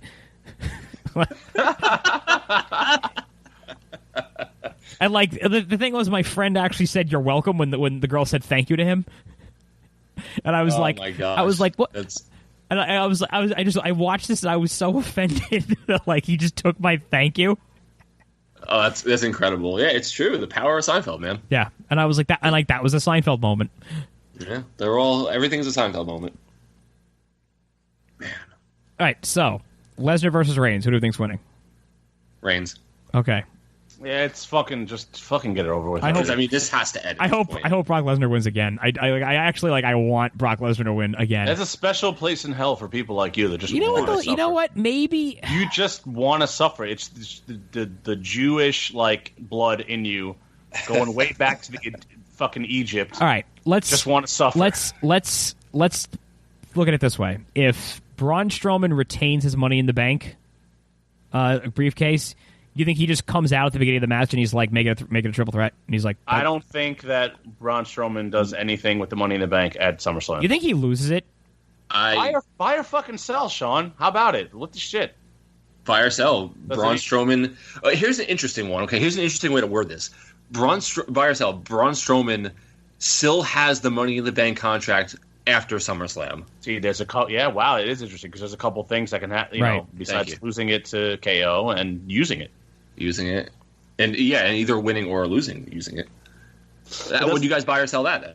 Doesn't KO have he can get the briefcase no matter what, like DQ, all that shit, right? Yes, yeah. As long as he wins, no matter what. Tricky fucking thing, right? I mean, I think KO. I think Owens just wins and wins. He walks out with the briefcase. I think that's the right move, honestly. Yeah. I really do wish. I mean, this is one of those things. Does Lucha Underground still have that belt? Yes. The Money in the Bank. That was something they were doing that I really liked, where you had to defend that. Like, to me, I think that a cool caveat on Money in the Bank would be you win the Money in the Bank, but every month you have to defend it. It's basically a good way to make you use it. And if you're not going to cash it in, you have to keep defending it. Yeah, I think that would be really a really creative way to use that. Well, it needs to be more creative because it hasn't been creative since the first two cash-ins. Only the first two, I guess, besides the Sandow and the Cena, where they both said, "I want a match at this time," or "I want just a straight up match tonight." But the first two were the only ones where it's I guess the very first one was half sneaky and half match because Vince was like, "There's going to be another match right now." It wasn't the run out here, ref here, cash it in. Oh, he's cashing it in. It's been and the RVD no, I want you in my house. You know. Yeah. Well, the Rollins one too, not just because it was WrestleMania, but it turned into a triple threat, so that was kind of interesting as well. I'm just tired of the run out and give it to the ref, and then yes, he's gonna, is he gonna, no, he doesn't gonna, he's not gonna, or doesn't, just kind of there's so many other ideas you could do with this, Yeah, I'm gonna say he doesn't have it by the end of the night. I'm gonna go with that. I'll just say he does. I mean, I got a feeling now that Owens gets it somehow, but I'll just say he keeps it just to, for a buy or sell sake. Okay. Bliss and Rousey. Ronda Rousey. I mean, I guess she just wins the title already. Brock Lesnar leaves, and then the other UFC person is the champion. We need someone to be that, right? I mean, you think I'd probably go with Rousey too. All right, I'm gonna go with Bliss. They pull the trigger, and as you would say, Matt, they strike while the iron's hot. I'm gonna go with Bliss just to be different.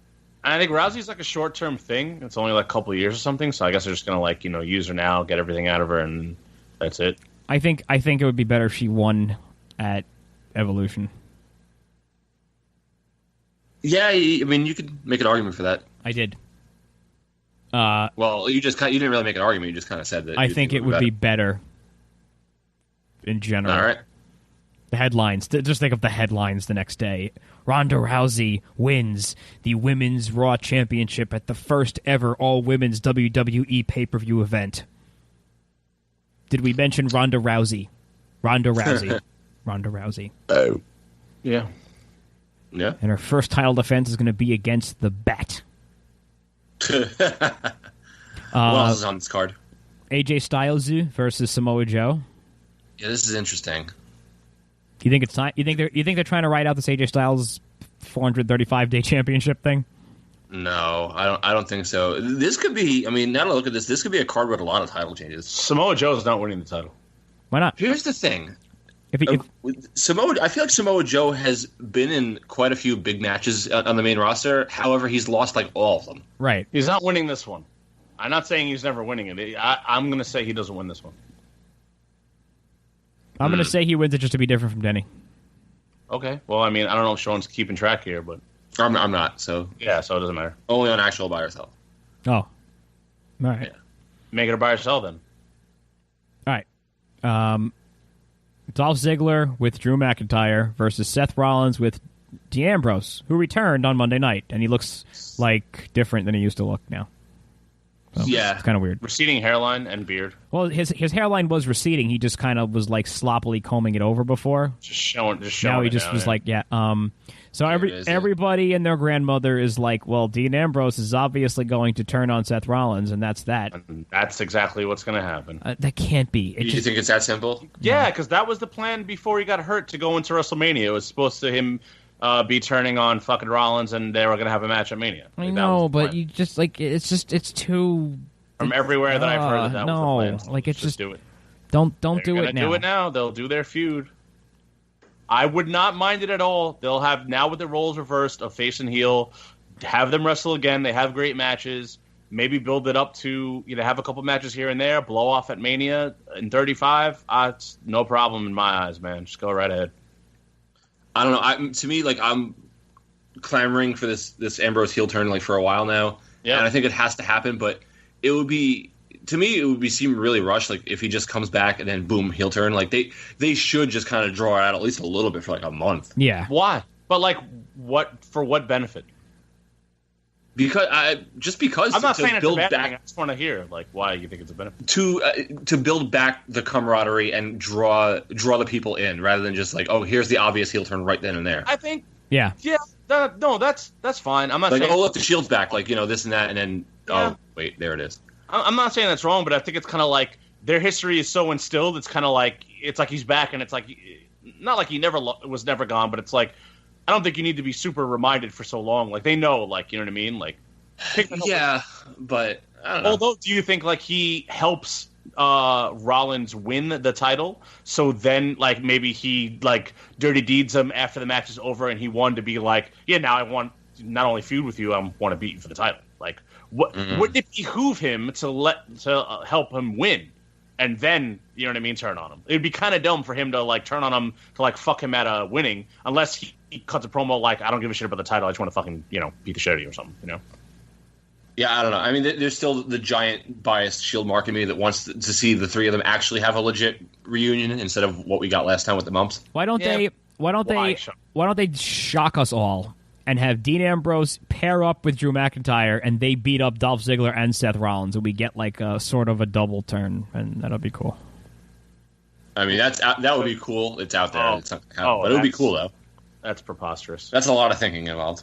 Speaking of too much going on. Speaking of turns, so Carmella is defending her title against Becky Lynch and Charlotte Flair.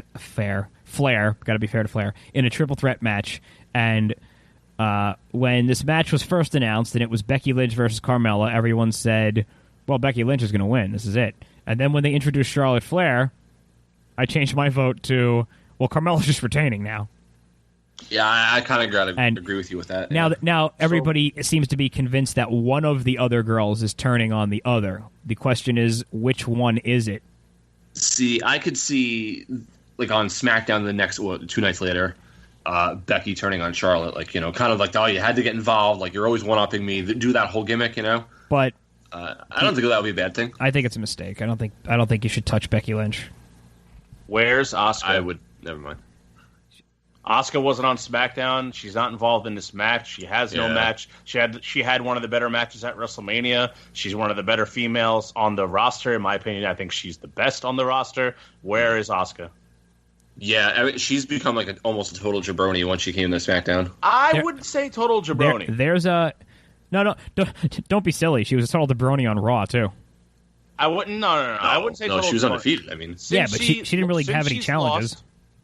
Since she's lost, she hasn't just been like she's been getting every time she loses, she's been getting cheated. So she's not just getting beat like willy nilly. Right, I just hate the concept of going from, like, you are literally undefeated for, like, 3 years, and then, like, you gotta lose now all of a sudden... No, that's fine, but now you lose, like, all the time. Like, it's the one end of the spectrum to the other. But when she loses, she's getting cheated. She looks strong every time. Yeah, but it's the constant losing. She's lost, like, what, like 3 times? She was cheated every time? Like, what do you mean constant losing? I don't know what you're talking about. I want to go back and try to research her win-loss record since she went. I want you to try to do that because I swear it's only been a handful of times that she's been cheated the majority of those times. I don't feel like she's had that many matches since she came to SmackDown. That's what I'm saying. She's lost. It's been in a tag match where she wasn't pinned, or the 2 times from Carmella where she was straight cheated. So, like, I don't know what's all this, like, maybe I'm jabroni or whatever. It's just she's more being treated like a jabroni by not I don't know. being That's on my the show. perception. My perception is she looks weak. I don't agree, but I think she's weak by not being on the fucking show and not having a goddamn match. That's part of it too. That's the issue. I don't think there's any problem with her, like, way she looks in the ring. She's just been getting fucked like kayfabe wise. Okay. Shoot wise, it's what are we? I don't know. Like I always argue, like I get like like it's you had your moment, now it's time for these people to be in the spotlight, but it's kind of like you can have her doing something. I feel like Asuka kind of hit that stratosphere where she was like kind of permanently on the card no matter what, but I guess not. I guess cool her off for a bit, bring her back strong. I don't know. I mean, but this is the thing about like the modern day booking of like if you're not building towards like she's kind of in that ground of like they don't want to make her look weak, I guess, but because of that she's not going to have a pay-per-view match, so they don't know how to book her at all, so they just don't. Then she's not even on the show. Like I hate that middle ground of that's bullshit to me. It's the kind of shit I'm talking about. Yeah. Or it's like, okay, but like if you want someone to still feel important, they still got to be there, even if it's in a small role or small something. Show that they're still around, they're still meaningful. You can't just fucking like, we're not going to use her right now for this angle, so she's just not there. It's like, well, that's I could do without seeing some other fucking jabron. Like, I don't need to see the Bludgeon Brothers beat up 3 fucking jabrons and not see Asuka. That's right. That's a waste of my time. All right. The triple threat. How fucking dare you? Bludgeon Brothers and the New Day. I don't know, man. The Usos should have just... I don't know. Yeah, this feels like nobody should win, honestly, to me. I feel like the Usos should have been beating them back for it. I don't know about the New Day now. Do we just have... I don't know. I don't have a real opinion on this, yeah. All right, I got it. This match ends in a double DQ. I'll just say that they retained, whatever. Yeah. I mean, that could happen. They won the titles, and their tag division has just been fucking boring ever since. So Cedric the Alexander versus Drew Gulak. Cedric the Alexander. Yep. Yeah, I don't watch 205 Live to have an opinion, unfortunately. I never watched 205 Live. I don't care. All right, I'm going to say Drew Gulak is finally taking it. It's happening. I want to care. I'm a Gulak. I want to care, but this is my thing. Do you guys watch... Matt, you said you watch it, right? Sean, do you even watch 205 Live? Nah, I don't. All right, so... I don't have enough time. Here's my... I have the time. I'm telling you guys, just stop watching Raw. I don't, really. I've only watched Raw since I've been off Mondays. Otherwise, I really don't. I just, kind of maybe watch a segment that I hear was good, and that's it. And then switch to 205 Live. That's it. Here's the thing about 205 Live. If that title was defended and they had cruiserweight matches on pay-per-views every month, then I'd watch it, because I'm like, okay, here's the TV show that builds up to the pay-per-view matches. Because that's all TV is really, right? Tell the story and build up to the events. But when that title on pay-per-view is defended twice a year, but on the pre-show of Mania and on the pre-show of SummerSlam, I don't give a shit. I don't care. I don't care what you're building to. Oh, yeah, you do it on the show? I don't really care. Yeah. Pay-per-view. I understand. I mean, I'm fucking burned out on pre-shows. Yeah, this is the thing I was saying a long time ago, and you were like, oh, but, yada, yada. I'm like, no. Maybe that wasn't you. No, it wasn't me. I know. I liked talking smack. Yeah. That you were adamantly against talking smack, but I loved it. Yeah, I was very but I didn't discredit like the some merits of the fucking talking smack. I didn't say that like great things didn't happen on it. Yeah, you did. You said it's not canon. No, I like seeing the good promos in a bubble are great. Like the things that they did in a bubble were great. But when you look at the greater picture, I was like, if this is like they act this way here, and then you watch the main show and they're totally different and they don't act like that, what's the point? You know what I mean? See. I think my favorite part was when Talking Smack was new, and they had the Bryan and Miz thing, and we had a buy or sell based on if that would turn into an angle at all. Oh, yeah. And like the next night on SmackDown, it was like the thing that opened the show, and like how many years later, it was literally a part of SmackDown last night. Yeah. It's 2 years later. Yeah. Anyway, Shinsuke versus Jeff Hardy. Shinsuke. Yeah, Shinsuke. I think this is a classic, especially if you saw SmackDown. Like Jeff Hardy got the upper hand. I think this is a classic case of then, like, you know, Randy Orton was like hiding. By the way, did you guys hear the Randy Orton story? Of course. So for those who don't know, Randy Orton apparently used to introduce himself to WWE writers by putting his hand down his pants, pulling his dick out, fondling himself for a second, and then holding his hand out to shake their hand. And when they were reluctant, he would start saying, "Oh, what are you, big-timing me? Do I got to tell Vince and Stephanie that you won't shake Randy Orton's hand?" Yeah, that's they said they've been investigating. Yeah, fuck this guy already. Just get rid of this man still has a job. Get rid of this fucking guy. You know, it's kind of like, I mean, the old. It's one thing to. It was 15 years ago. He's a different person now. This wasn't 15 years ago. I thought this was like 15 years ago. No, this is like 10 years ago. That's still like a long time ago. Right, but it's just kind of like, I don't know, man. How many times you got to? 10 years ago, George W. Bush was the president. Yeah, so the fuck I care about that. I'm saying, like, it was that long ago that it skips an entire president. Remember when he used to shit in people's bags? Yeah. Good times. I don't know. I just don't really. I mean, I don't really give a shit. Keep him, don't keep him. Like, I don't. I have a question. This kind of shit. Why doesn't Jeff Hardy come out to the song "No More Words"? Now, I don't know. That's a good question. Like that should be a thing. I just got a craving for butter. Butter's so good. It is great. What's the matter with you? I'm totally eating butter after the show. Like, you're just gonna eat butter? I mean, maybe I'll put it on something, but like, I don't know. You probably should put it on something. I mean, I have nothing against butter, but like, just to spoon fucking straight butter into your gullet seems kind of. I'll sprinkle some salt on it. You really would just eat spoons of butter? Yeah, why not?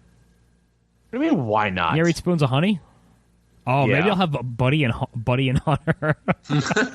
Buddy and a Hummer? Yeah, I've done that. I'll take a scoop of peanut butter on a big spoon, and then save a little space and just go a little, do maybe a third honey and 2/3 peanut butter and just put that down my gullet. Well, this is, unfortunately, all I have is butter to work with, so I guess that's what I'm doing. Yeah, I don't really be doing that anymore because I kind of I'm on like this super low carb and super no sugar to little to no sugar at all. It's like, hi, I'm Denny and I'm a bitch. Hi, I lost fucking a bunch of weight and I feel good, so suck my dick. Yeah, Denny. It's still a bitch. Yeah, Denny. It sounds like if there's any bitch parade happening, you're the one that's the forefront. Let's go right to your apartment. I know. I'm so glad I feeling better about losing some weight. So anyway, Finn Balor versus Baron Corbin. Why is this happening? Wait, this is happening? Yeah. Are you sure? Again. So next match, anyway. Holy shit, you're right. I'm looking at it. This is happening again. Yeah. So anyway, I have literally nothing to say about that. I have nothing to say besides that this whole angle is dumb and it's boring. Daniel Bryan versus The Miz. I think Daniel Bryan should win this. The Miz probably will just because they love to drag shit out. Yeah, but Bryan should flat out win this. He match. should. But I'm gonna say Miz. I'm gonna say I'm gonna say they want to just disgust all of the fans, and The Miz is gonna win. The way they built this whole storyline up so well too in the past month, and especially with those video packages last night on SmackDown, that it almost feels like this should be the main event of SummerSlam, for the title. I mean, they could even, not that WWE can make anything interesting anymore, but they could even do one of two things. The Miz could just wrestle his sniveling, cheap style that was Daniel Bryan's whole problem with him to begin with, and then he wins, and it's like, holy shit, he just beat the best wrestler in the world with his cheap bullshit. Maybe there's something to his philosophy. Or The Miz just beats him clean as a sheet, and they just surprise us all, and The Miz is just a babyface. No, and they shake hands. There's a sign. That's not happening. I mean, they got this guy doing all this stuff. He's in all these shows now, and he's this guy that's in the forefront of things. They might be hey, we can milk this cash cow for all it's worth if he's a babyface. Sir, you win life if that happens, but it's not happening. All right. Rusev and Lana, who are I guess now babyfaces, against Cien and Zelina. I think that Cien Almas and Zelina Vega probably win this match, and it's probably from some fuckery from Aiden English too. I think that's the right move, by the way. Yeah, that makes sense. All right, B Team and the Revival. Don't care. The Revival. Man, I really want the Revival to win this. I think they're winning. So it's the Revival? But wait, why do they had a 3-way title match on Raw? I don't know. I'm just looking at what I see here. Yeah, that's on there. I actually think the B Team retain as much as I want to see the Revival win. I think they're gonna continue to ride out this B Team, quote unquote feel good story. I'll say the Revival, but it doesn't matter. No, I'm gonna go with Denny. I'm gonna say Revival. Okay, hope you're right. But it doesn't really matter because Doesn't really matter. Yeah, WWE's garbage. Garbage. Is that all the matches we went through? Yeah. All right. Do you want? Should we talk about NXT really quickly then? Yes. We only have 5 matches to talk about, and it should be an awesome card. So it's gonna be really great. Tommaso Ciampa. Are you guys both going or not? Yes. Okay. I don't. You know the answer to that. I don't go to the Barclays anymore. I'm officially retired from Barclays. I hate the Barclays. I hate Brooklyn. I'm not going there ever again. Totally agreed, with the exception of NXT. Yeah. I know. If I would have got tickets, like if anybody, like I basically was making no effort. If someone hollered at me like, "Hey, would you want a ticket? Would you fucking all right throw me in?" Maybe I would have said yeah, but I don't really. I'm not. I don't care. I don't want to. That's fine. That's fine. So, yeah, we haven't powwowed since all the stuff happened. So Tommaso Ciampa had a title match against Aleister Black, and Johnny Gargano interfered. He attacked Ciampa, but inadvertently knocked out Aleister Black, and it led to Ciampa getting the win.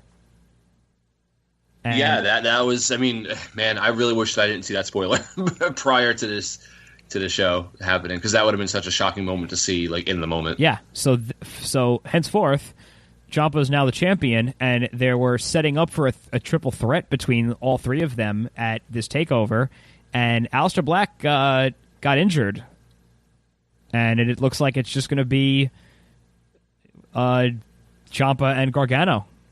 Yeah, last man standing match. And I'm excited. I'm excited to wear my Johnny Gargano shirt too. Bittersweet. Yeah. I was upset about, like, I was like, okay, the triple threat's a good way to extend the feud, and then maybe keep on pushing, like maybe Gargano beating Ciampa for the title at WrestleMania weekend or something. No, let's pull the trigger on this now. Get the title on Gargano and get fucking. But that's gonna happen now, I guess. And then get fucking Ciampa on the main roster. Yeah. Yeah, Gargano has to win the title now, because they, like, as amazing as this feud has been, you really risk going over that line of like, okay, now we're not getting the payoff we want for this, after sitting here for this long, and people turning on this, which I think will be accurate. So Gargano has to win this match. Yeah, I agree. Is this going to be their 4th straight takeover? I think so. I think he tweeted something about that. Like, that's like the record. Main eventing? Yeah. No, how could it be? No, he tweeted something about in Brooklyn in general being the most times in Brooklyn. Yeah. Oh yeah, he's wrestled on all of the Brooklyn shows, I think. Oh, Gargano? Yeah, except for the first one, I think. No, yeah, this will be the 3rd straight Brooklyn show, but this is their I think this is their 4th straight match on a takeover. I think so. Yeah. That's not obviously all main true. events. That's not true. What do you mean? Is it not true? That's not true. This is their 3rd. They've had 3 main events in a row. That's it. Before that, there was no Ciampa, and Gargano wrestled Almas, and not the. I don't know if it was the main event. I don't think so. So maybe he's okay. I don't know. Not like what was the Royal Rumble in Philly? What was the main event? Hulk Hogan. Oh, that was with Almas, I believe. You're right. Yeah. All right, but it was Gargano. Yeah, the 4th main event for Gargano. You're right. But him and Ciampa 3 in a row. This is 3 in a row. Yeah. But anyway, yeah, I think Gargano's got to win that. He's got it. Yeah. It's got to be it. Think Baszler's losing the Kyrie scene? I wouldn't say Gargano has to win this. I'd like him to. I don't know. He's got. Why don't you think? Why do you think that he doesn't have to? Yeah. He can lose in a defense and then maybe win in the rematch for the title. Like, Yeah, why but not? I don't know. It's just his time. Like, plus he's lost a lot of big matches. Well, right. He won in New Orleans, and he basically won the one in Chicago, but kind of got cheated. So it seems like, he keeps losing every single upper hand opportunity against Ciampa. Look, I'm not saying what's right or wrong. I'm just don't say oh, he's 100% lock winning. Like I don't like. No one said that. You could still tell us. No one said that. You just made that up. No one said that. Yeah, you said he has to be. I didn't say he's 100% lock winning. You said he has to be winning, and it's time. Yeah, he has to be winning. It's time. That means you think he definitely is, and you want him to. When it's don't rule out the possibility that they could tell a story where he loses here. He definitely is. If it were that easy, I just would declare that he definitely would win. Okay.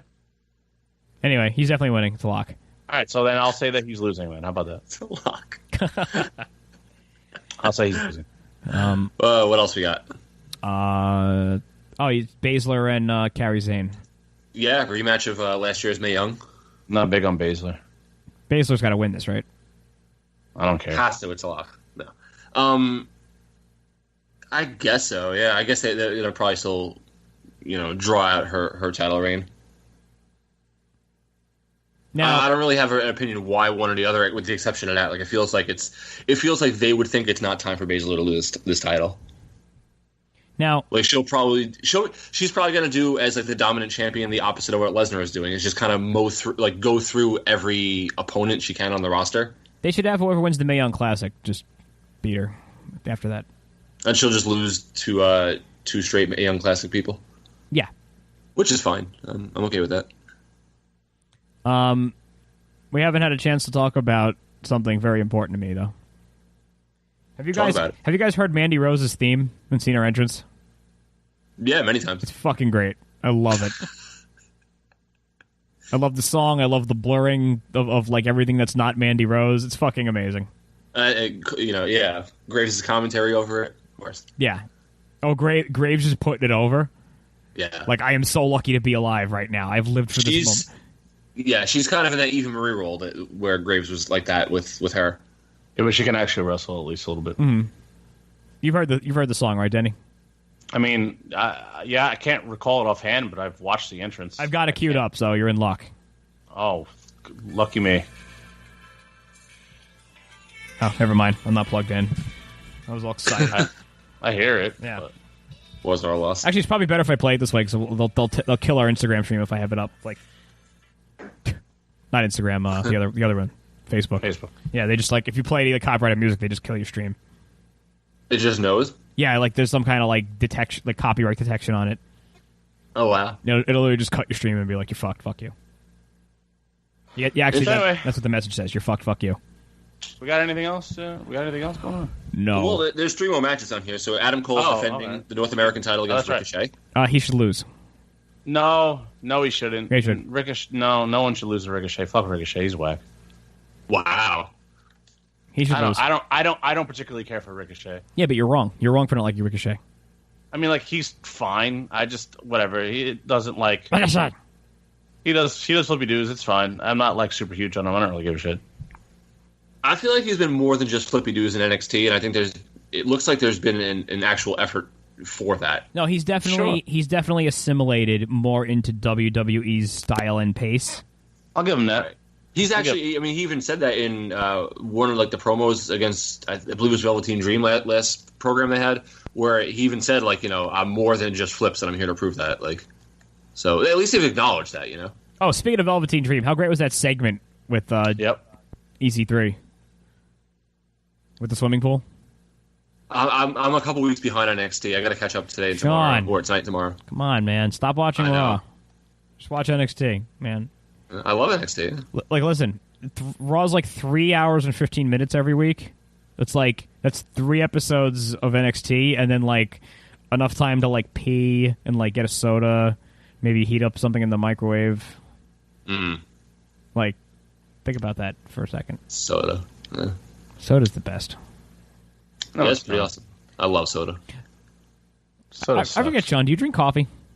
No, I don't. I hate coffee. Okay. I just had a cup. I like the smell of coffee. I just don't enjoy coffee at all. I swear you posted something on Facebook that somebody brought you a coffee a couple of months ago, and you were thankful. No, that wasn't me. And I was really confused because I was like, you don't drink coffee. No, it was not me. No, I would be thankful. Anyway. Yeah, so EC3 and Velveteen Dream, good. I mean, the show is stacked, you know. And isn't there a tag title match? Yeah, Undisputed Era and Mustache Mountain.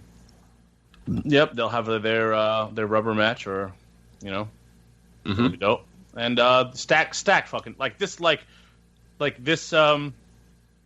pretty much like everything that's going on. Like, even though like I'm not super huge on fucking Ricochet, that's like a good matchup with him and Cole, and it's really just like I'm not so big on Baszler, but other than that, like this stacked up fucking show, like really like the best on paper I've seen in a long time. I hope Ricochet wins now, especially more so than before, just because of you expressing discontentment with Ricochet as a performer. I mean, it's like, yeah, I don't like Ricochet, and I love Adam Cole, so it's just kind of like, you know. But you got to keep in mind, the sooner they get these titles off of any of these guys, the sooner they can go up to the main roster. Yeah, I'm not clamoring for guys I like to just run up to the main roster because it doesn't always work out. So I'm just kind of like, take your time. It's fine. Yeah, but I want them to make like money.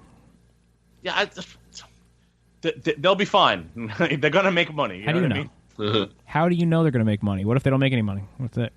All right, let's put it this way. Let me backpedal a little bit here. I don't care about anything. I just watch what they give me. Okay, so I'm not sitting here hoping for main roster. I'm not sitting here hoping for anything anymore. They put it on, I watch it. I'll tell you if I think it's good or I think it's whack. That's it. Okay. I'm not Mr. Speculation. I'm not Mr. Fantasy Book anymore. I don't care about any of that shit. I just want to watch. I'll tell you what I think of it when it's done. But then you don't watch. So. Well, because Raw's bad. Can you blame me? No, but then you can do all the other things.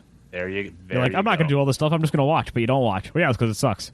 Where does that leave us then? I just watched all of SmackDown before we started the show. SmackDown's good. SmackDown is watchable because it's A, 2 hours, and 2, good. And I actually watched all of Raw because I was off. So I did watch the whole fucking thing. I turned it off. Yeah, no, I sat there. I fucking watched it. If you fast forward Raw a lot and like just go to certain segments you know that could be decent, Raw's not as bad as it is. I will admit, unless the match, like the match up itself, intrigues me, I hardly watch any of the actual wrestling, especially on Raw, because it's just like I'm not going to get anything out of it. I'm like, that's fine. I just want to know the story about what's going on. Like, I'm more interested in seeing the pay-per-view matches for the wrestling action, unless it's like, oh, this looks like it could be a really good match on TV. Like, I watched all of the New Day and the Sanity, because I was like, oh, this might be interesting, and it was good. So I just want like the ratings to be bad for Raw. I want them to like be like, why is nobody watching Raw? Which, by the way, this whole stock bubble thing has got to burst any minute. Mm-hmm. Like the whole like their stock being like $70 like a share. It's like, how is it that much when like their ratings are like super low, their attendance to their shows is super low. Like, how is that? Like, that's got to at some point come to a head. I don't know. I don't know. I can't tell you how any of that works. So it's not my world. It's just like ridiculous at this point. That's like a Jewish lawyer thing. I still want to know, like, to be a fly on the wall when the news broke that MSG was sold out for April 6th. Yeah, or whatever day it is. And Vince tried to shut him down too. I know. Supposedly. Oh man, he's got to allegedly. I mean, who knows what happened with that? But like, suffice it to say, he's got to be like, oh shit, like the fans have gotten to that point, huh? I don't think he is. But like, he hasn't had to deal with like any competition in years, and all of a sudden the fans are like actively pursuing other shows opposite his show, like. Maybe, but I don't know if those fans have been watching WWE anyway. So I don't think like he's losing fans to someone else. I'm sure. Well, but they're watching NXT. Like that's the ironic thing is like the kind of fans that watch ROH and New Japan are the fans that like NXT. I don't think anybody loses or gains like really much anything. I think anybody like me who always watched WWE and like starts like watching more of and appreciating more of New Japan is not going to like. Totally not watch WWE unless WWE is totally like there's nothing for me here, which is never going to be true because there's always going to be guys that I want to see. There's always going to be guys there that I want to watch wrestle. So it's kind of like, I think there's plenty of people that have my mindset then there's plenty of people that only watch one or only watch the other. I don't think anybody really is gonna, and if anything, if they get intrigued by the opposite one, they'll be watching both. So I really don't think that anybody loses anything here. They'll probably just they'll blame the NXT roster and say like, you guys didn't do your job and put butts in seats. No, they just got the deal. They just got the Garden the same weekend of I mean, all day. And I just rather be in Madison Square Garden than the Barclays. Well, that too. Yeah, that's like a big game changer. Yeah, 100%. So yeah, I think I'm good. I really have nothing to say. I've got nothing to say. Dun dun. I'm done. I'm ready to go about my business. Sean, are you done with the evening? We did it. I'm done, brother. I have things to do. Well then. Yeah. Speaking of things you got to do some plugs, brother. Oh fuck. Well, plugs.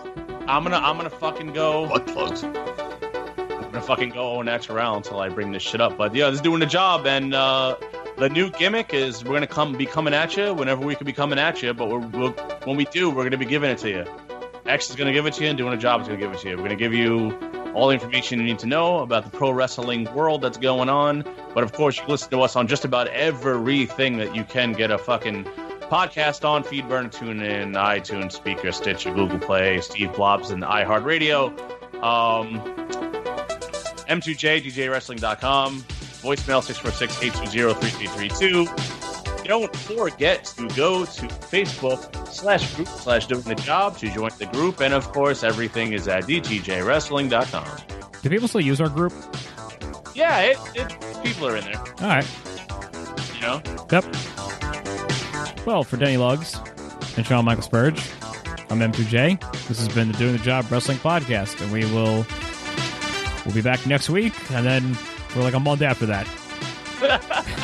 Good night, everybody.